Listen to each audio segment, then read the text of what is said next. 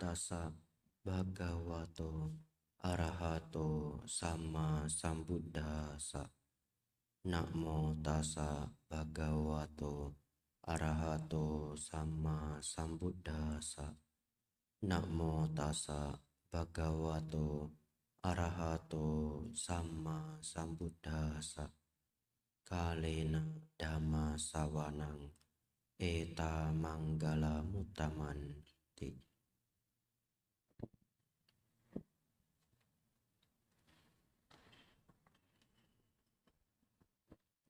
Yang termuliakan Buddha, Dhamma, dan Sangha, yang berbahagia pimpinan Puja Bakti, para romo dan ramani yang hadir, serta Bapak Ibu, saudara-saudari semuanya, selamat pagi, Namo Buddhaya. Bapak Ibu Saudara, sepertinya ini pertama kali saya mengisi Puja Bakti di Wihara Dhammajaya. Benar tidak? Sepertinya iya ya. Saya pernah datang ke wihara ini yang kedua kali, tapi mengisi Puja Bakti ini sepertinya pertama kali. Tak kenal maka tak akrab, Bapak Ibu Saudara. Nama saya Biku Abijato. Saat ini berwasa di Wihara Mendut. Jadi nanti siapa ingin berkunjung ke Wihara Mendut silahkan ya. Bapak Ibu Saudara, beberapa bulan terakhir ini, start dari bulan 6 dan bulan 7, saya jarang sekali memberi puja bakti. Karena bulan 6 saya membantu ada tugas persamuan agung di kota Medan. Selesai berbagai tugas sangga, bulan 7 itu dimulai pabaja di Wihara Mendut. Dan tahun ini cukup banyak peserta dari Surabaya. Kemudian diakhiri dengan ITC, Indonesia Tipitaka Chanting. Selesai ITC, masuk wasa. Jadi saat ini masa wasa. Apa itu masa wasa, Bante? Masa wasa itu sebenarnya masa musim hujan. Di zaman Sang Buddha dulu, di bulan seperti ini tidak bisa melakukan perjalanan. Sulit sekali melakukan perjalanan. Karena penuh dengan hujan, sehingga kalau kita berjalan di daerah pinggir desa, kadang-kadang ular itu keluar ya, kalajengking dan sebagainya. Di Indonesia sebenarnya kita bisa melakukan perjalanan walaupun masa wasa. Kendati pun demikian, tradisi itu tetap dipertahankan. Para biku lebih banyak di wihara selama masa wasa. Masa wasa ini nanti berakhir 29 Oktober. Tapi boleh keluar untuk beberapa alasan. Tidak boleh lebih dari 7 hari. Jadi hari ini selesai puja bakti, sore saya kembali ke Wihara Mendut dengan kereta api. Alasannya apa saja kalau ingin keluar pada masa wasa? Alasan yang pertama, misalkan orang tua sakit. Orang tua biku tersebut. Ya. Yang kedua, ada biku yang sakit. Mendengar kabar ada biku yang sakit, boleh mengunjungi. Yang ketiga, ada wihara yang rusak karena bencana. Terkena bencana alam, wihara rusak, boleh mengunjungi. Tidak boleh lebih dari 7 hari. Lalu salah satunya lagi, memberikan dhamma desana. Memberikan dhamma desana, boleh keluar tidak lebih dari 7 hari. Ada satu alasan lagi, semoga tidak terjadi ya. Ada biku yang mau lepas jubah. Nah, harus cepat-cepat ke sana. Supaya apa? Supaya dimotivasi agar dia berubah pikiran. Ya. Jadi kalau mengetahui ada biku mau lepas jubah, cepat-cepat berangkat. Ya. Tiba-tiba yang datang 10 biku begitu ya. Wah, dia mau lepas jubah juga mikir ya. Ini saya didatangi 10 biku. Ya baik Bante, saya belum lepas begitu. Ya, itu berbagai alasan boleh keluar di masa wasa. Bapak Ibu Saudara, hari ini saya membawa topik cukup penting ya.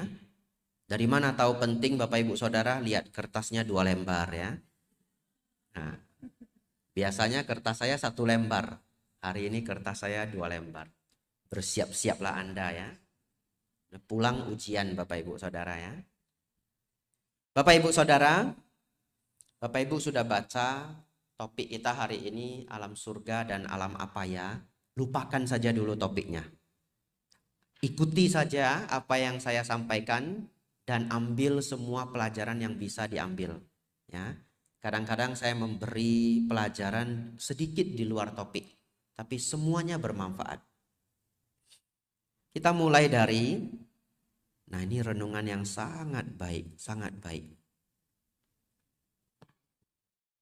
Ini renungan saya belasan tahun yang lalu. Dan semua umat Buddha harus merenungkan ini. Mengapa manusia terlahir berbeda? Mengapa manusia terlahir berbeda? Kalau terlahirnya beruntung, enggak mikir. Betul ya? Atau jarang mikir. Lahir badannya sehat, rupawan, keluarga berkecukupan atau bahkan berlebihan, ya enggak mikir. Tapi kalau sebaliknya, lahir badannya sakit, sakit-sakitan, kadang-kadang terlahir cacat, mohon maaf ya sebagai contoh, lahir di keluarga yang kurang mampu, ribut terus, kadang-kadang broken home, segala macam. Mikir enggak? Mikir ya, kalau lahir keadaannya sulit mikir, datang ke sekolah saja mikir, kok dia enak ya terlahir jadi anak orang kaya. Begitu pulang sekolah, sudah ditunggu supir. Betul ya? Yang tidak mampu begitu pulang sekolah, ditunggu angkot. Ya, di Surabaya ada angkot ya? Ya, angkutan umum. Kalau di Medan namanya Sudako. Ya. Bukan Sadako ya. Ya, Sudako. Ya, ini biar saudara-saudari kosakatanya kaya ya. Nah, ini perenungan saya belasan tahun yang lalu. Banyak versi jawaban di dunia ini, tapi tidak ada yang bisa memuaskan keingintahuan saya. Ada yang memberitahu bahwa oh itu sudah takdirnya. Oh itu sudah digarisi. Oh itu sudah misteri. Sulit diterima. Sulit diterima. Kadang-kadang ada alasan bahwa itu sudah yang terbaik. Tapi bagaimana kalau seseorang lahir dalam keadaan sangat sulit, kemudian sakit-sakitan, umur 1 tahun meninggal? Kebaikannya ada di mana?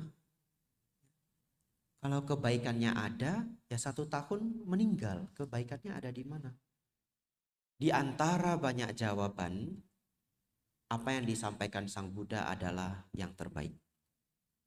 Karena hari ini judul kita adalah mengenai surga dan neraka, saya ingin mengajak saudara-saudari melihat perbedaan ini. Perbedaan antara orang yang terlahir sangat beruntung dan yang kurang beruntung. Ini saja sudah bisa sedikit menjadi contoh bahwa di bumi tempat kita tinggal ini seakan-akan ada surga dan neraka. Ya, ini belum cerita surga dan neraka yang sebenarnya, masih cerita kehidupan. Saya membawa 2 perbandingan, sudah saya catat dengan baik. Setiap bulan 12 atau sekitar akhir bulan 11, biasanya di Indonesia ini banyak tur ke India.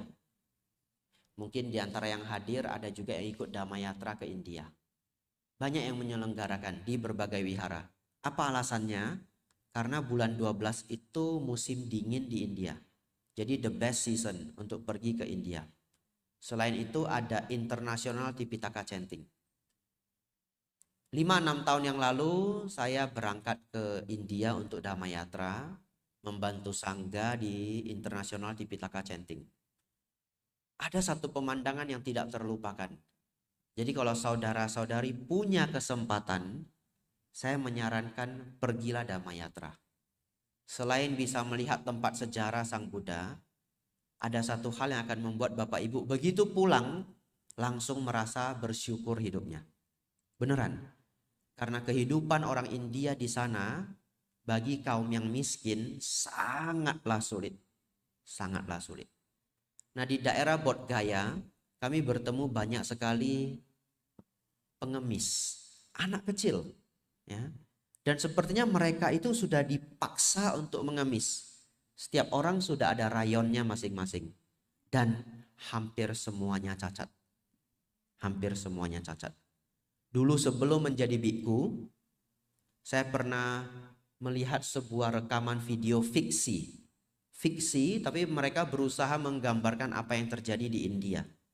Di sana, anak-anak yang kastanya sangat rendah, kadang-kadang anak itu hilang pun sudah tidak sanggup dicari. Kasta yang paling rendah itu adalah kasta paria. Tidak pernah dengar mungkin Bapak Ibu Saudara. Karena di luar 4 kasta, namanya kasta buangan. Kasta buangan ini terjadi karena ada pernikahan 2 kasta yang berbeda.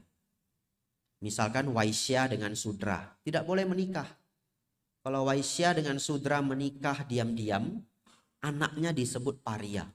Tidak diakui oleh masyarakat. Sepertinya tidak bisa sekolah, tidak bisa ngapa-ngapain. Nah, anak-anak paria ini dibesarkan oleh orang tuanya dan anak mereka banyak kadang-kadang. Kalau anak itu diculik, orang tuanya pun tidak sanggup mencari. Kenapa? Saking miskinnya. Kadang-kadang lapor ke polisi pun tidak digubris. Anak-anak yang diculik inilah dibuat menjadi cacat dengan sengaja. Iya, sangat mengerikan.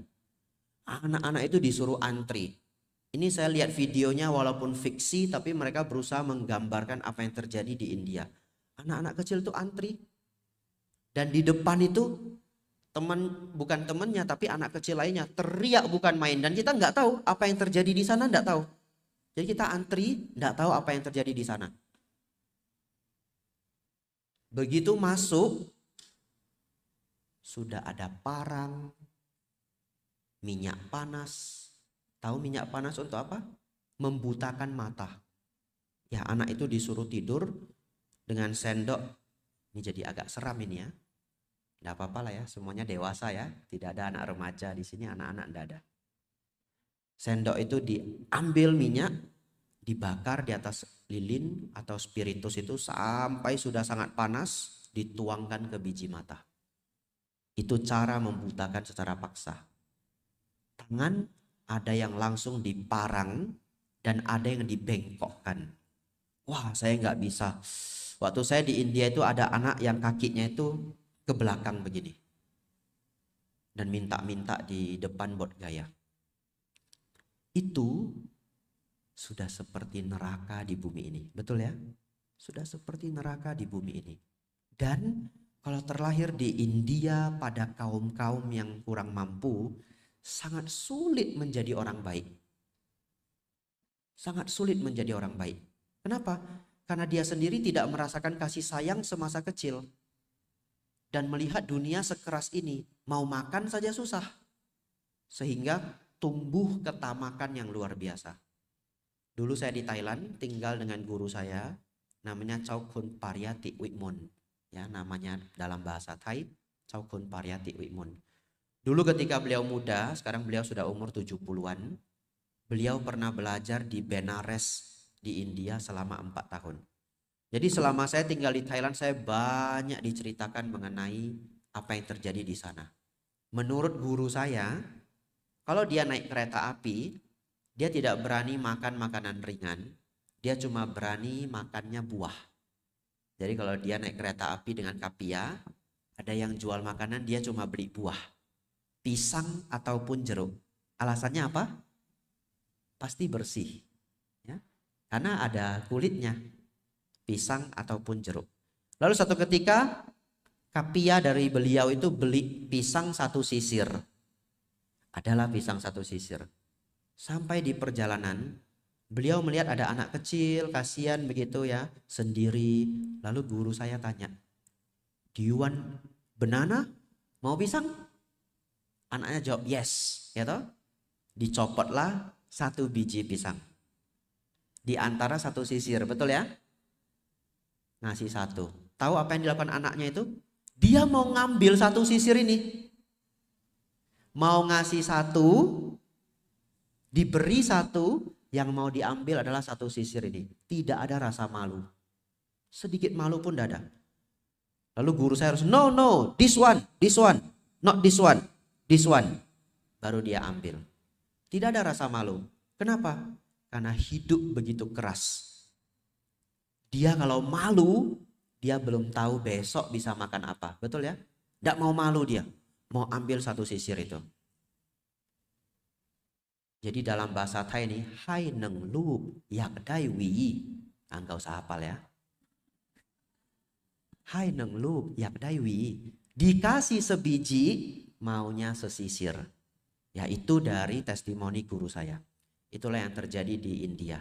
Bapak Ibu Saudara, banyak berbuat kebajikan, jangan lahir di tempat seperti itu. Ya, jangan lahir di tempat seperti itu. Lahirlah di tempat yang banyak orang-orang baiknya. Ini hanya daerah-daerah yang sulit di India ya, bukan daerah India secara umum. Daerah-daerah yang bagus seperti Bombay, Delhi, ya juga sudah menjadi kota yang sangat luar biasa. Baik, selanjutnya, Bante, tadi kan seperti neraka di bumi ini. Anak-anak kecil dibuat cacat dan sebagainya. Mana Bante? Mana? Surga yang seperti surga di bumi ini mana? Nah, salah satu contohnya Wihara Dhamajaya. Nah, lihat nih, baju putih semua. Pakai AC, ya toh? Katanya surga dingin toh, katanya. Kan saya belum ke sana. Ini Bapak Ibu ke sana lapor ke saya ya. Nanti ya, jangan cepat-cepat ya. Saya beri contoh, terlahir seperti di surga, tapi masih di bumi. Kalau Bapak Ibu beruntung, lahir di negara sangat maju. Norwegia, Jerman ya. Ini saya catat, apa keuntungan lahir di sana ya. Yang kepengen lahir habis ini adithana ya. Lihat, di Jerman pendidikan gratis. Sampai hari ini, untuk seluruh dunia, siapa saja mau belajar di Jerman kuliahnya gratis. Kalau sekolah negeri, kalau bayar pun 1 semester paling 2 juta, 3 juta rupiah. Untuk bayar apa? Uang bus, dapat gratis bus selama kuliah. Busnya 1 provinsi. Nah, keliling-keliling dah sepuasnya ya. Lalu, kesehatan gratis. Ya. Nah, ini menarik ini. Kalau punya anak dan anaknya belum kindergarten, belum TK, setiap bulan dapat $900. Nah, jadi banyak anak, banyak rezeki ya. Nah, ini benar ini ya. Di Norwegia, saya kok kayak endorse negara ini ya. Ini perbandingan ini ya, bukan endorse negara ya. Ya, di Norwegia setiap tahun diberi kesempatan 20 hari vacation days. Cuti jalan-jalan dibayar. Ya, cutinya dibayar. Saya nggak tahu jalan-jalannya dibayar nggak tahu ya. Kalau sudah di atas 60 tahun, oh ini jalan-jalannya dibayar loh ini. Senang sekali ya. Saya pindah Norway dah ya. Kalau sudah di atas 60 tahun, tambah 5 hari. 30 hari. Ya. Selanjutnya, cuti sakit boleh 4 kali setahun. Sekali sakit dikasih cuti 3 hari. Berarti setahun 12 hari. Ya. Nah, siapa ini yang cuti yang sakit setiap 3 bulan ini ya? Ya. Kalau di Indonesia sih bukan sakit setiap bulan ya. Tapi setiap Senin ada yang meninggal biasanya ya. Ya, namanya cuti tetangga meninggal ya. Ya. Ada yang tertawa berarti ada yang mengerti ya. Ya. Lalu, ini menarik sekali nih. Boleh cuti dan gaji tetap jalan kalau anak kita sakit. Luar biasa ya. Tahu enggak cutinya berapa hari? 10 hari. Dan boleh gantian. Ibu 10 hari, Selesai ibu, ayah 10 hari. Kalau punya 3 anak, ini banyak anak, banyak rezeki nih. Ya. Kalau punya di atas 3 anak, boleh cuti 15 hari. Iya. Kalau single parent, boleh 20 hari. Nah, jatah suami, jatah istri. Ya. Terakhir ya, sudah mau habis. Saya sungkan juga dari tadi seperti iklan saya ya. Selama kuliah, sudah kuliahnya gratis, boleh pinjam uang sama negara untuk biaya hidup. Karena namanya kuliah kan perlu biaya hidup toh. Tidak ada bunga.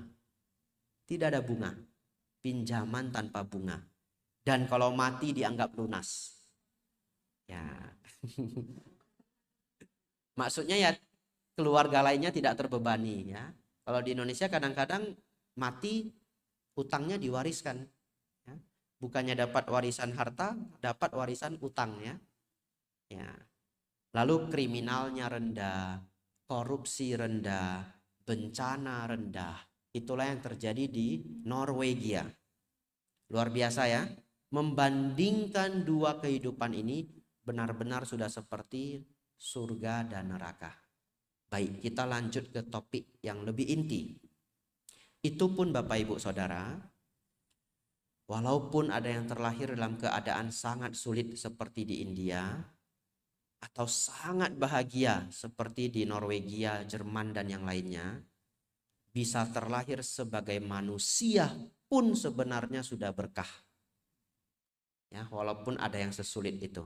Bante, kalau Indonesia bagaimana Bante? Tadi kan kita membandingkan kedua negara, Indonesia bagaimana? Secara dharma Indonesia sudah baik. Kenapa? Majjhima Patipada, tengah-tengah ya. Makmur sekali ya belum, ya susah sekali ya tidak. Ya, Majjhima Patipada, sudah baik. Bapak Ibu Saudara, ada satu perumpamaan, Bapak Ibu ingat ini, perumpamaan yang sangat terkenal di dalam kitab suci. Sang Buddha menggambarkan bisa terlahir sebagai manusia ini seperti halnya. Nah, ini perumpamannya agak rumit ini. Harus dibayangkan ya. Seperti halnya kalau ada sebatang papan kayu yang lubangnya tengahnya itu berlubang. Lalu dilempar ke laut lepas. Dan di dalam lautan ada seekor kura-kura buta yang akan naik ke atas laut setiap 100 tahun. Satu ketika 100 tahun naik sekali, 100 tahun naik sekali. Ini lautan kan luasnya luar biasa dan kayu ini terhanyut-hanyut entah kemana. Satu ketika kura-kura ini akan pas kepalanya keluar di antara lubang kayu. Seperti hampir tidak mungkin. Betul ya? Seperti hampir tidak mungkin. Sang Buddha mengatakan seperti itulah kesempatan terlahir di alam manusia. Saking sulitnya bisa terlahir sebagai manusia. Jadi bersyukurlah kita terlahir sebagai manusia. Tapi Bante, apakah perumpamaan itu masuk akal? Sangat masuk akal. Kenapa? Bapak Ibu bisa membandingkan manusia yang katanya sekarang jumlahnya hampir 8 miliar dengan makhluk lain yang terlihat mata. Tidak perlu yang tidak terlihat mata. Yang terlihat mata dulu. Misalkan makhluk-makhluk yang ada di laut. Ikan teri saja jumlahnya sudah enggak terhitung. Betul ya? Iya, ikan teri saja. Belum ikan yang lainnya. Lalu semut. Nah, jumlah semut ada berapa? Apakah semut itu bukan makhluk hidup? Hidup toh? Iya. Dalam dharma, satu semut itu ya satu kehidupan. Berapa jumlah semut di dunia ini? Nah, nanti cek Google ya. Ada loh yang hitung pakai matematika. Oh, nolnya banyak sekali. Beneran? Ya. Berapa jumlah semut di bumi ini? Tanda tanya. Titipan Bante Abijato. Nah, sampai mau nanya Google aja sungkan gitu. Beneran saya pernah baca ada yang menghitung dalam, coba cari dalam bahasa Inggris ya. Jumlah semut di bumi ini. Nolnya banyak sekali. Dan makhluk-makhluk lainnya.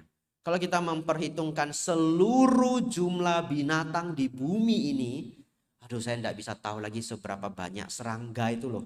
Betul ya? Serangga itu loh jumlahnya, ikan loh itu. Ikan sama serangga saja banyaknya minta ampun. Kita cuma 8 miliar. Belum lagi kalau nanti dibandingkan dengan makhluk tidak terlihat. Betul ya? Nah, ini tidak terlihat. Nah, kan betul toh tidak terlihat toh?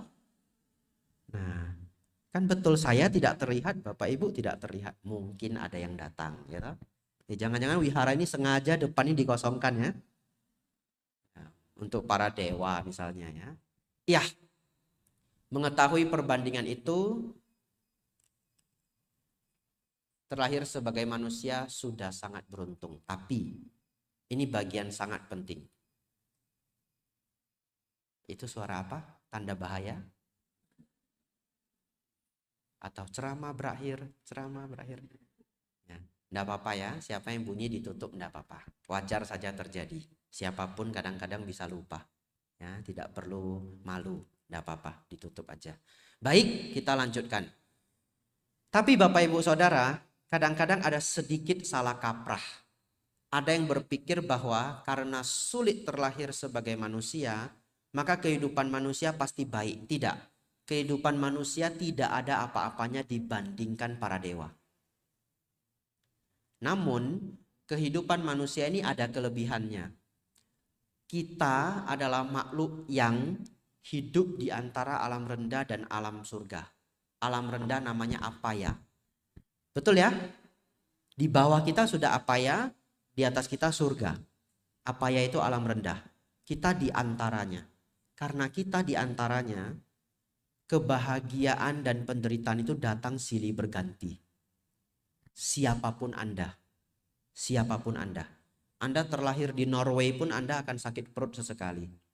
Betul ya? Anda akan sakit gigi sesekali. Anda akan sakit kepala sesekali. Keluarga bisa meninggal. Orang yang disayang bisa berpisah. Tidak terkecuali. Jadi hidup di bumi ini sebagai manusia, kebahagiaan dan penderitaan datang silih berganti. Tapi karena itu, Sang Buddha mengatakan, terlahir sebagai manusia adalah kesempatan terbaik untuk belajar dhamma. Karena barang siapa melihat dukkha, dia melihat dhamma. Barang siapa melihat dukkha, dia melihat dhamma. Kalau Bapak Ibu hari ini ada dukkha dalam hidup Bapak Ibu, janganlah terlalu sedih. Setidaknya renungkanlah dhamma. Ya, karena barang siapa melihat dukkha, ia melihat dhamma. Bapak Ibu Saudara, dua bagian terakhir. Ternyata sudah 30 menit ceramah saya. Biasanya ceramah puja bakti itu sekitar 40 menit. Kalau saya kelamaan nanti alarmnya bunyi lagi. Ya. Baik. Saya akan membahas. Nah, ini menarik ini ya. Kadang-kadang ada loh yang nanya begini. Pak, Bu, Bapak agamanya apa? Misalkan di tempat umum ya. Padahal sebenarnya hal seperti ini tidak baik. Ya, hal seperti ini tidak baik. Karena yang namanya beragama itu adalah hak masing-masing individu dan tidak boleh diganggu. Ya, tapi kadang-kadang di tempat umum seperti ini. Pak, Bu, agamanya apa? Oh, saya agama Buddha. Ada nggak surga di tempat Bapak? Iya, saya pernah ditanya begitu. Sudah bentuk saya seperti ini masih ditanya, lihat. Kebangetan enggak? Menurut saya sih kebangetan ya. Saya sudah bentuknya seperti ini. Ah, biksu. Enggak panggil biksu, Bapak. Bapak agamanya apa? Oh, saya Buddha. Oh, yang biksu itu ya? Oh iya. Iya. Yang belajar Saulim? Oh, bukan. Ini beneran ini. Sering ditanya begitu. Ya. Yang Saulim? Oh, bukan gitu. Nah, Pak, di tempat Bapak ada surga tidak? Nanyanya begitu. Ya. Oleh karena Bapak Ibu Saudara ini guyon sedikit, nanti kita balik ke topik ya. Karena guyon ini penting ya. Kalau kami para biku ke tempat umum seperti di bandara, jalan aja dengan pede dan badan tegak begini jalan saja. Nanti orang minggir sendiri. Iya. Orang minggir sendiri, jalan saja dengan pede. Tahu kenapa? Dia takut saya kungfu, Bapak Ibu. Ya, nanti tidak mau pindah, dia totok, dia tidak bisa bergerak.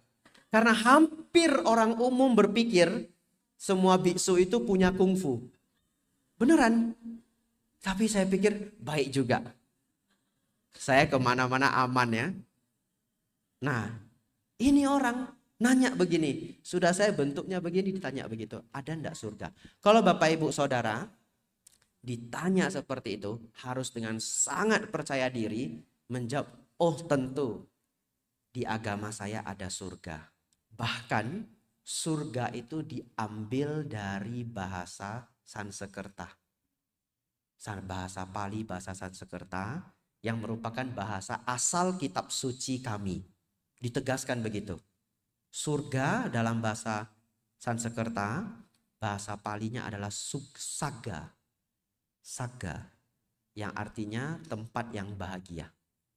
Ya. Jadi sebenarnya lucu kalau itu ditanya ke kita, ada nggak surga di tempat Bapak? Kenapa? Wong bahasanya saja pinjam dari kita, betul ya? Ya bahasa saja pinjam dari kita, tentu ada surga. Nah, supaya Bapak Ibu semangat dan optimis, ada 6 alam surga dan 20 alam Brahma. Semuanya disebut surga. Totalnya 26. Dulu ada seorang guru Dhamma, nama beliau adalah Pak Cornelis Wawor. Masih ada yang ingat? Masih ada yang ingat ya? Pernah datang kemari? Pernah ya? Pak Cornelis Wawor itu sering membuat gambaran seperti ini. Di tempat lain surganya 1. Di ajaran Buddha surganya 26. Ini gambaran Pak Cornelis Wawor. Saya pinjam aja biar aman.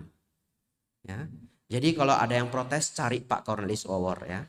Jangan cari saya. Lalu Pak Cornelis Wawor itu bilang begini. Kalau kita main golf,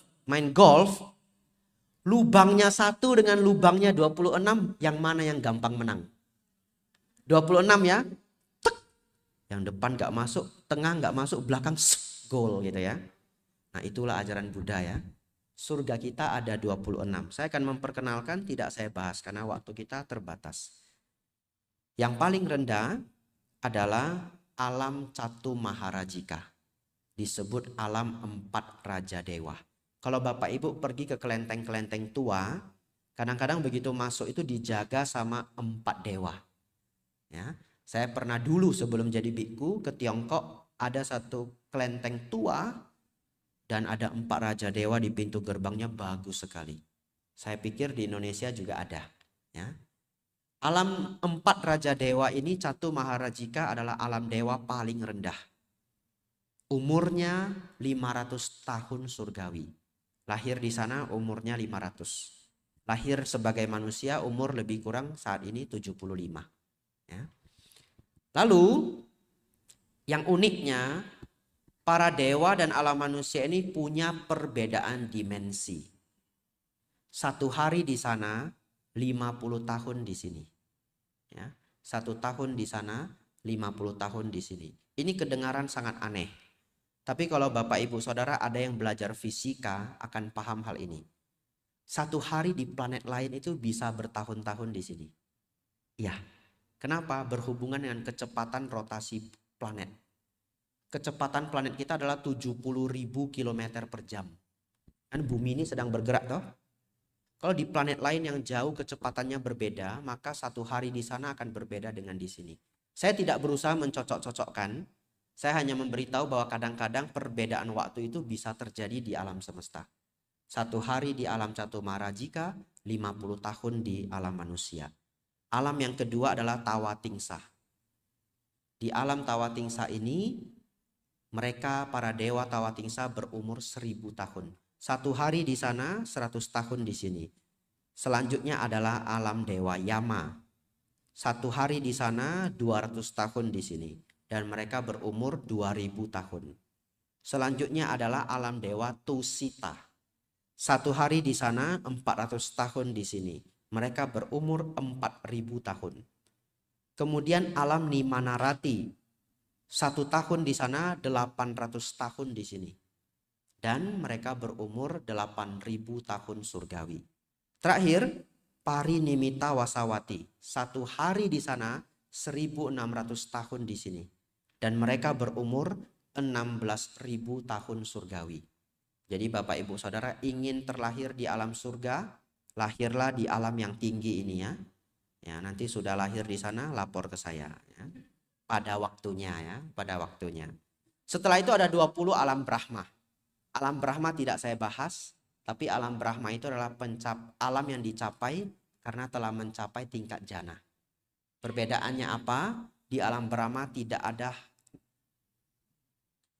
kamaraga, hasrat nafsu ragawi. Jadi para Brahma itu tidak ada suami, tidak ada istri. Mereka menikmati kebahagiaan dari batiniah. Tapi 6 alam ini yang tadi saya sebutkan masih ada nafsu. Ya. Ini Bapak Ibu Saudara 26 alam surga. Menutup puja bakti kita pagi ini, saya masih harus membahas alam apaya. Betul ya? Karena judulnya adalah surga dan apaya. Apaya Bapak Ibu Saudara, apa artinya tanpa. Aya artinya kebajikan. Alam apaya artinya alam tanpa kebajikan. Semalam kami membuat kegiatan namanya BBM, bincang-bincang muda-mudi di gedung sana.